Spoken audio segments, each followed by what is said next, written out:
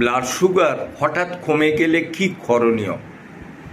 আপনি ব্লাড সুগারের রোগী, অতএব আপনি খাওয়া দাওয়া ধরাকাট করেন, ওষুধ বিশুধ খান, নিয়মিত হাঁটেন এবং যোগাভ্যাসও করেন।